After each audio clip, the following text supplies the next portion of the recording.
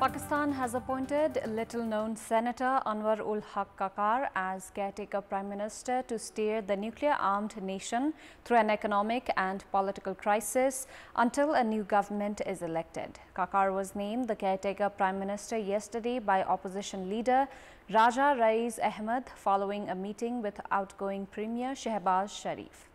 Good morning, I'm Chitrakar and these are the headlines of the hour. Most parts of the country received light to moderate rainfall since early morning. Vehicular movement obstructed after the road connecting Mid-Hill Highway and Pawadunga Rural Municipality of Bhojpur collapsed. The Prime Minister makes preparation to reshuffle the cabinet. Janamat Party leader Anita Devi Shah to be appointed as a minister.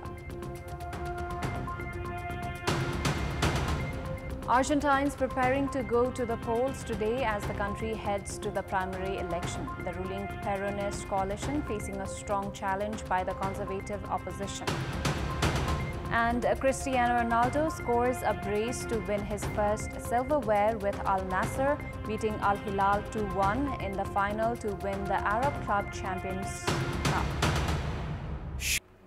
Most parts of the country has been witnessing light to moderate rainfall since early morning today. Kathmandu also has reported rainfall since early morning today. The Weather Forecasting Division has urged everyone to adopt precaution, citing heavy rainfall in different parts of the capital. The division has predicted more rain in Sudur Pashchim province. Water levels of different rivers have risen amid incessant rainfall, while the division has urged people living in the river banks and lower areas to adopt maximum precaution. Meanwhile, vehicular movement has been obstructed after the road connecting the Mid-Hill Highway and Pawadunga Rural Municipality of Bhojpur collapsed.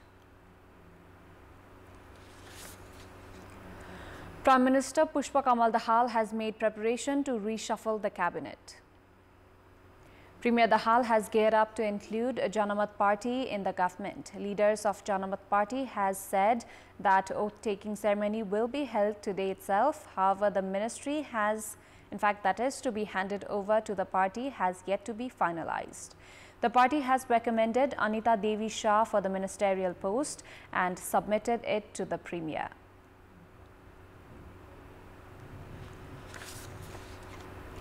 Provincial governments are in the first year of their second term. However, the general public have complained that the provincial governments have failed to meet their expectations while they are unwilling to admit their flaws. The provincial governments blame the federal government of indifference towards formulating required laws and interference of their jurisdiction. The provincial governments recently have been busy with preparing work plans that need to be carried out by the federal government. The general public had hoped that the provincial governments would indulge in improving public services and development works during their second term. However, the provincial governments have been busy with preparing lists of work that need to be carried out by the federal government.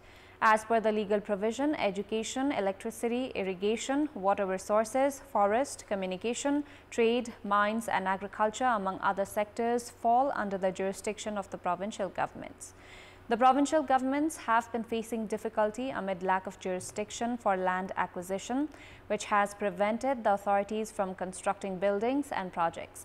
Likewise, repetition of projects is apparent amid absence of their categorization. The authorities have been demanding for the categorization of projects and clarity, saying various small projects have been kept under the jurisdiction of the federal government, which has created confusion. Meanwhile, the provincial governments have been relying on the federal government for budget instead of exploring ways to generate funds. The provincial governments have remained without business amid failure to work in line with their jurisdiction. However, they blame the federal government for lack of assistance in issues including the Federal Civil Service Act and police management. The provincial government has failed to manage resources to ensure access to higher education as well. There is a general call on the concerned authority to emphasize on improving public services that fall under their jurisdiction to meet the demands and expectations of the general public. 10 airline companies have been hesitating to pay dues, including parking fees amounting to 150 million rupees to the Civil Aviation Authority of Nepal. The companies that have failed to clear their dues include Guna Airlines, which has the highest dues of 59.6 million rupees. Likewise, Summit Air has to pay 19.6 million and Sri Airlines have yet to clear dues amounting to 29.5 million rupees. Tara Air, Shaurya Airlines and Sita Air too have not paid dues for a long time. Likewise, Mountain Helicopter has the highest dues of 9.1 million rupees in terms of chopper companies. Prabhu Helicopter has yet to clear dues of 1.5 million, 6.9 million by Fishtail and 4.6 million rupees by Simrig. CAN has said that it has yet to receive 150,718,562 rupees from these aviation companies. In our Public Voice segment, we had asked people in several provinces regarding ways to retain the youth labor force in the country. Let's take a look at what they had to say.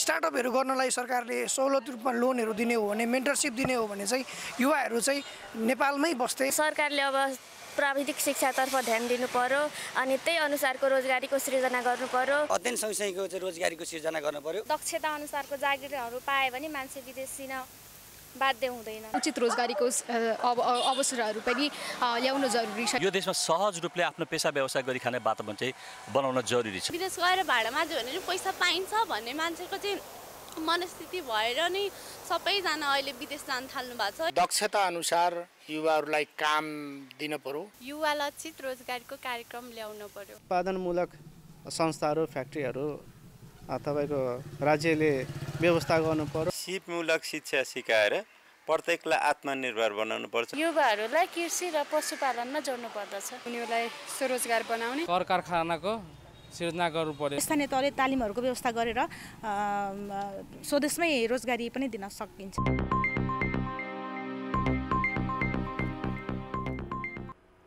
Time now for our segment, Public Pulse, where you text us with your opinion. Public Pulse.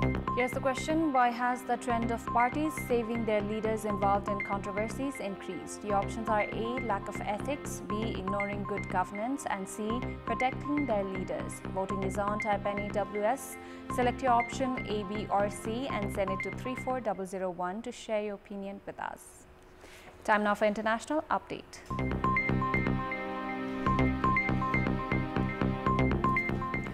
Argentines are preparing to go to the polls today as the country heads to the primary election.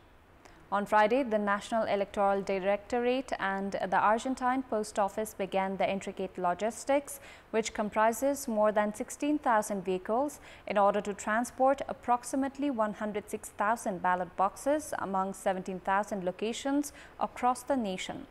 The ballot boxes and bags with ballots were loaded from the Argentine Post Office distribution centers into trucks and escorted by police on their way to the polling stations. The South American country will vote in open primary elections that will give an indication of how general elections in October will go. The ruling Peronist coalition is facing a strong challenge by the conservative opposition.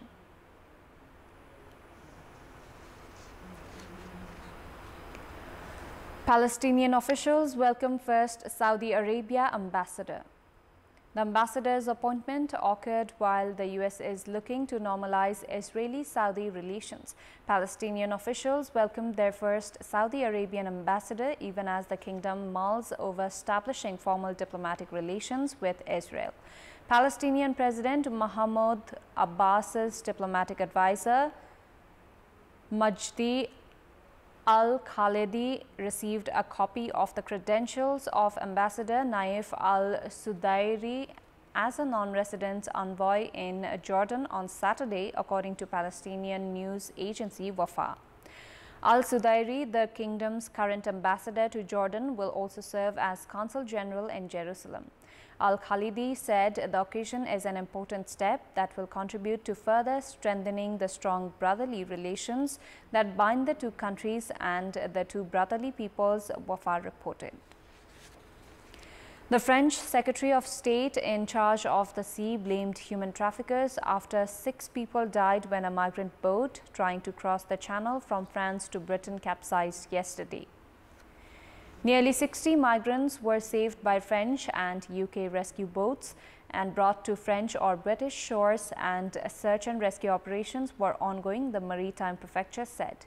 Local Mayor Frank Dersin said a vast rescue operation had been launched around 6 a.m. local time as dozens of migrant boats tried to make the crossing at the same time. The channel between France and Britain is one of the world's busiest shipping lanes and currents are strong, making the crossing on the small boats dangerous. The Ecuadorian Army and the National Police intervened the prison number 4 in Guayaquil yesterday and transferred 3 inmates to maximum security prison. Jose Adolfo Macias Villamar, known as Fito Thomas Daniel Piguave Candelario, known as Gordo Candela or Candelario, and Freddy Gonzalo Mendoza Fernandez, known as Gordo Mendoza, considered highly dangerous by Ecuadorian authorities, were the 3 inmates transferred to La Roca prison. Police and military officers placed inmates in their underwear on the floor while they searched cells.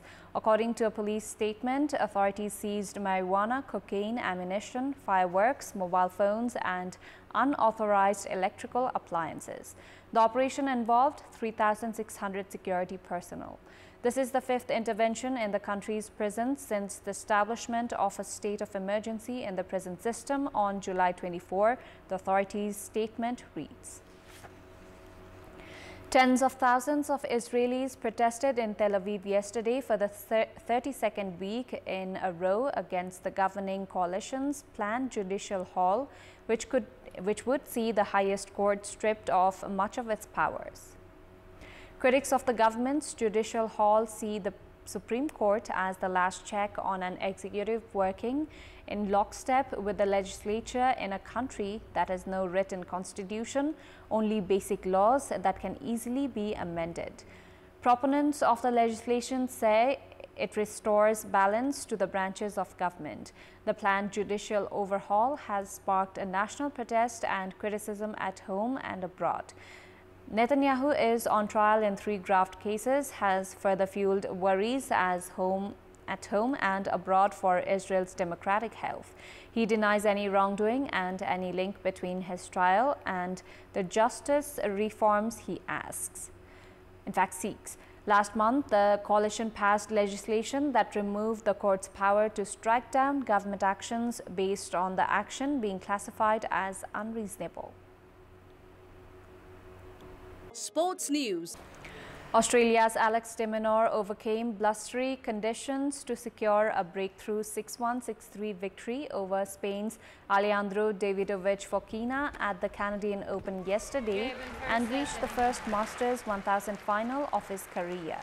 De Minaur, who was fresh off an upset over second seed Daniel Medvedev, delivered a simple game plan in rather tricky conditions, while Davidovich Fokina struggled to find any rhythm throughout the 78-minute match. Up next for De Minaur, who until this week had never before reached the quarterfinals of a Masters 1000 event, will be a clash with either Italian 7th seed Jannik Sinner or 12th seed American Tommy Paul.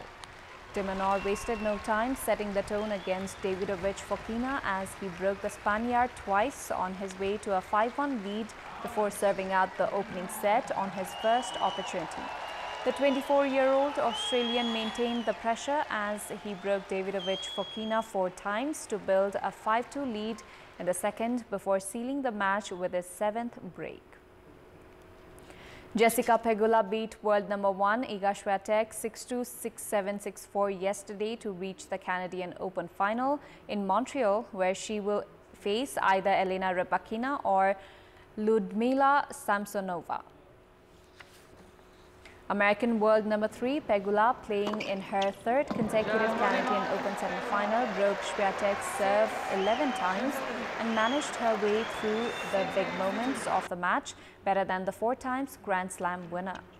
Neither player was able to defend their serve until Pegula held to love for a 4-2 lead, and the American followed that by going up a double break before producing a pair of aces to close out the first set on her next service game. Swiatek looked to have settled into a groove as she opened the second set with her first service hold of the day, followed by a pair of breaks for a 3-1 lead. Pegula, however, clawed back and opened up a 5-4 lead after breaking Swiatek for the 8th time, but was unable to serve out the match as the pole leveled the frame before going on to force the decider. Swiatek won the first 8 points of the third set to build a 2-0 lead, but Pegula kept cool and twice came back from a breakdown en route to securing one of the biggest wins of her career.